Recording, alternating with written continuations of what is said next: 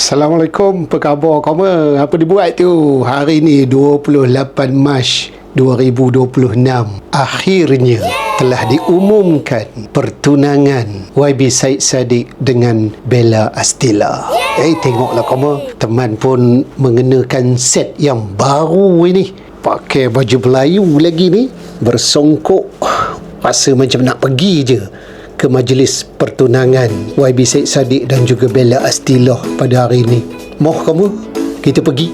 Jadi akhirnya apa yang diharap-harap, ditunggu-tunggu oleh peminat bas ini menjadi kenyataan pada hari ini. Selepas lamaran yang begitu romantis di puncak Gunung Kinabalu, di tengah hujan lebat sebagai simbolik kepada permulaan untuk hidup bersama. Puncak Kinabalu tinggi tu kamu. Begitulah tingginya harapan Dema untuk membina kehidupan bersama. Memang sebelum ini dah diperkatakan tak lama selepas raya akan ada sesuatu. Jadi memang betul lah.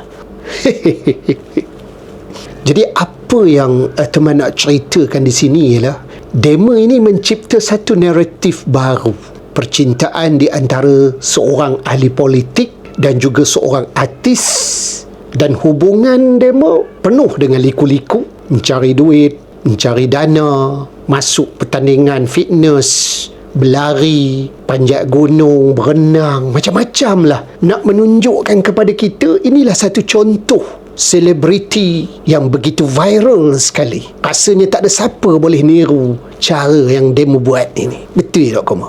Dan dengan hashtag Bella Syed Yes, tak ada bas dah ya.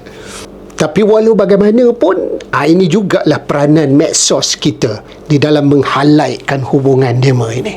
Jadi pertunangan Dema akan disiarkan secara eksklusifnya, secara langsungnya di media-media yang dipaparkan ini pada pukul 3.30 petang ini. Jadi marilah kita sama-sama melihat majlis pertunangan yang paling viral ini dan juga yang paling ditunggu-tunggu oleh ramai daripada peminat-peminat di luar sana. Kita doakan yang terbaik untuk Dema.